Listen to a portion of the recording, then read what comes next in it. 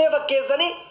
kuni mana banateeyya kuni mana banateeyya kun sanirran kaanne mana banatee warra iyyuurran kaanne duraa iyyaa jirani ani iyyuum inshaallah hudduu haa banan ani kanirra kaadhe saba bal'aa ummata sikkoo mandoo ummata bal'aa hoolaa tokkoof lamaaf kudhaniif jedhee arrabsuu miti afaan maaltu waa'ee saba guddaa kanaa na dubbata ganda takka miti boo arsii guutuu miti ganda irraa dhaladhe magaalaatti qooteedha takka bakka bu'ee arrabsuu hin danda'u gowwaan maal godha ajandaa barbaacha mana ifata fooloo baa ifata jecha maal godha bakka ani arsii jedhuu fi bakka ani hooleyyii gowwaa maalii jedhe kana gamaaf gamanaa walitti fidanii akka waan reediin arsii arrabsetti arsiin akkana ta'e yaa gowwaa arsiin kabajaa mana ofii taa'aa jira arsiin duudha aadaa fi safuu beeka maal godhaa miidiyaa irratti as bahee nama arrabsa ani jalqaballee jedhee jira qoshaashota akkanaa kana baasuudhaaf haasaa san eegalee jechuudha warra eenyummaa arsii qabatanii maqaa nu balleessisan warra akkasiitirraa dubbachaa ture har'allee warruma san arge warroota garuu na hubatiniif warroota laayikii kiyya kallattiin argaan turre warroota viidiyoo mummurame san arge namoonni as jala jirtan yoo jiraattan guyyaa kaleessa nama 5,600 ture dogongoraan reediin jechi arsiin takkanaati jedhu dubbatee beeka inumaayyuu warri akkas godhu suni nuti warra qonnaan biyya keenya galchinee gabaree fi tiisen dhalche malee arsiin akkana hin jirtuu jedhee inumaa dubbachaa ture isini warri arsii maqaa balleessisiise arsiin isin hin beektu nuti isin hin beeknu nu dhiisaa jedheen haasa'aa ture jarri kana ka arsii jecha afaan kiyya keessa arsii jettu kana walitti fuudhanii ka achi ijoollee hooleyyii gommaa arrabsaa ture fagoo tokko walitti fidanii arsii akkana jedhanii xiqqaa guddaan reediin akkamitti arsii keessaa fa'i arrabsa haadha keessa obboleessa kiyya ati majnuuna an hidda keessaa dhaladhe saba keessaa dhaladhe afaan kamiin arrabsa insanumaan mootu hoolaan namni 200 fi 300 teetteen arrabsitu arsii miti haadha abbaa mana keessa jiran haadha isaanii abbaa isaanii bakka hin bu'an an ilma safuuf duudhaan kabajaan guddadheedha ilma arsee ilma sikkoo mandoo ma'aanaa sikkoo mandoo nama beeku ma'aanaa gosa tiyyaa nama beeku ma'aanaa balbalaa fi ibidda kiyyaa nama beeku warra amma ol bahee afaan banu kun osoo ati gosti kee maali jedhaniini balballi kee maali jedhaniini arsii jechuun maal jechuu osoo jedhaniini arsiin ilmaan meeqa qaba eessaa dhufe yoo jedhaniin hin beeku maaliif waa'ee seenaarraa quban qabu waa'ee arsii maal akka taatee quban qabu kanaaf ummata kabajamaa ummata na jaalatuu fi ummata saba bal'aa arsii sikkoo mandoo namoonni galaxa yookaan viidiyoolee dogongoraa san dhageeffattanii dogongortan hin dogongorina ani har'as boorisiif taanis arsii afaan ittiin arrabsuun qabu arrabsuufis hin jiraadhu maaliif jennaan hoolaan tokko hoolaan lama arsii bakka hin bu'u miti hoolaa tokko hoolaa lamaa miti jawaar guddaan sabni oromoo qabu sun arsii bakka hin bu'u mataa isaa bakka bu'ee dubbata waan hunda mataa isaa bakka bu'ee godha argitanii kanaaf hoolayyiin mana ho'ifachuudhaaf viidiyoo gamaaf gamanaa walitti murame walitti guurtee reediin akkana nuun jedhe jettee ummata kabajamaa ummata na jaalatu kijibaan mataa weerarsanii jechuudha kanaaf warri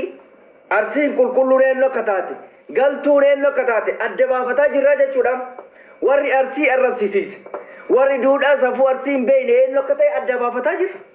qulqulleessinee jirra nu kaayyoon keenya duruma kana warra maqaa arsiitiin daldalu kana balleessuudha kaayyoon keenya xabaqa arsii fakkaatee jecha duudhaa arsii keessaan baane safuu haasaa arsii bakka hin buune haasaa fokkata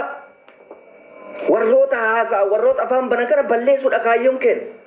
warri kaleessa viidiyoo kiyya dhageeffataa turtan yoo jiraattan yoo isin dhageechisuun dirqama ta'ellee isin dhageechisaan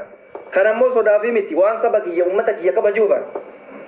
sodaa nama dhuunfatiifi miti nama na jaalatu faamilii qaba abbaan kiyya amma yoo an arsii arrabse maal naan jedha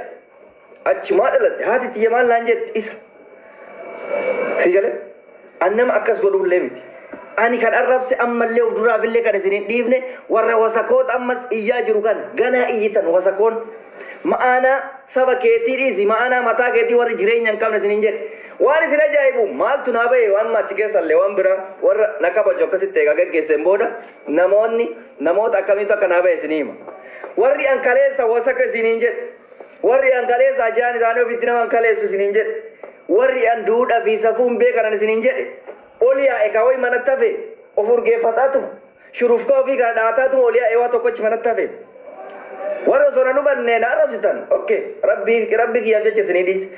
warri immoo shurufkaa teessan ofirratti ilaala jechi ani jedhe sun kallattiin akkatti waan si dhoofte as baate akkamitti akkas nuun jedhe akkamitti akkana nu godha warri jettan ragaa ofirratti baatan soba wallahi namni akkamitti ajaa ofii ol bahee ragaa ofitti ba'a akkamitti akkana nuun jedhe ati ajooftudha ati wasaka maa ragaa ofitti baatas baate dhimmi kiyya dhimma haasa'aa ture kan ilaallatu warra ajaaya fi warra maqaa abbaa ofii dhiise maqaa gandaatiin ganda biraa nu tuffachiise warra akkasii kanarraa haasa'an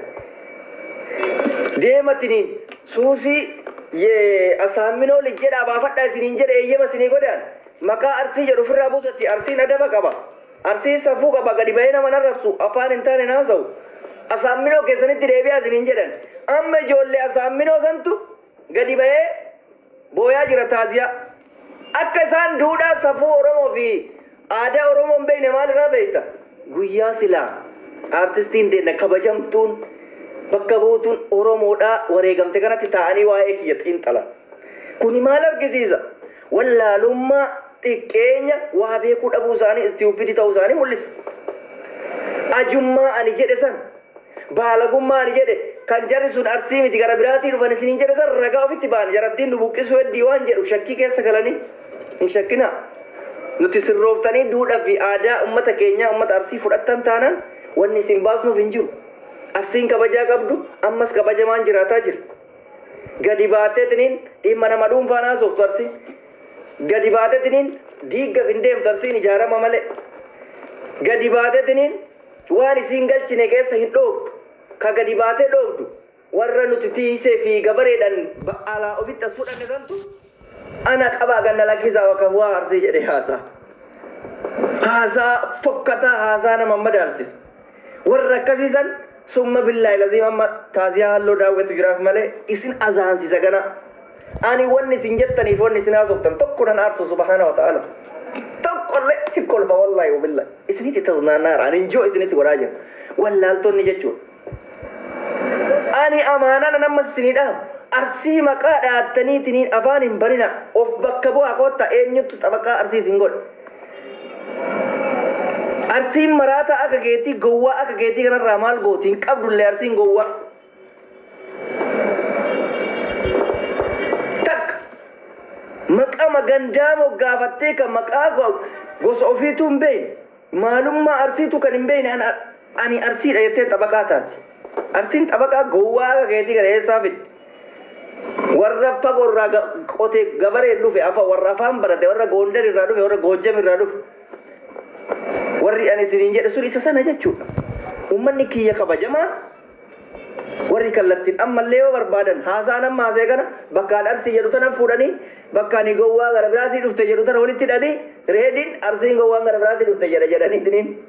afuufan yoo barbaadan kana kun amala miidiyaati anaaf haaraa miti warra miidiyaaf haaraatiif malee kuni anaaf haaraa miti viidiyoo bakka tokko walitti fidanii bakka tokko walitti gacha'anii reediin akkana nuun jedhe yaa habiibti dubartiin arsii mee isinummaan fudhadha dubartiin arsii jechuun bar waan jabeessiti aadaa keessattuu dubartii irratti waan baay'ee jabeessiti dubartiin arsii hanga beeku akkatti ol jettee nama laaltu miti akkatti miidiyaa irraa baatee afaan banu ol jettee nama laaltu maaliif intala gudee dadhalatte jedhama intala safuu beektu jedhama mee amma akkanaa ol baatetiniin maal isiittu arsii bakka bu'aa jiran dubartii akkana qabdi arsii dubartiin arsii olin jettu ijaaba ofiitirraa olin qabdu ta akkanaa tana arsiin nuti beeynu arsiin kabajamaan ka akkanaa kana as baatee miidiyaa irratti akka harree haalalee iyya akka nama xabaqaa arsii gaafa fugootu hin qaanfattu wallaahi summa billaahi waa'ee arsiin beeytu waa'ee arsii nama akka anaa kana laallata nama aadaaf duudhaa fi safuu isaa beeku nama kabaja hawaasa isaa qabu atarra garuu afaan bantee miira keessa nagalchite Fredin hama arsii tokkoon dubbatu. Wallaala maqaa kennan daldalu ilaallata malee hin dhiisu ammallee wallaala. Maalum eessumaa nutti dhufanii rabbii jedhaan warrabsiisan yaa baran. Rakkoon maali beektanii? Naannoo arsii kanatti weerarri bara ture san milinikii uummanni wannoon kun. Uummanni Amaaraa kun bakka baay'ee nu harkaa qabatan. Asallaa maal gara urutaa kana Amaarri bakka baay'ee qabate. Milinik bakka baay'ee nu jalaa qubsiise. Uummata kana dadhabnaan uummata makataa kanatu nu rakkise. Uummata makataa kanatu duudhaa fi safuu horsiisan balleessaa jira makataa. Kabajaan arsiin Oromoo biraa qabdu san warra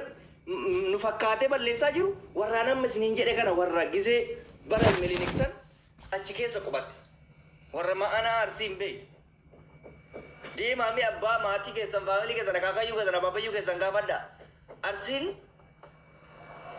nama arrabsoo osoo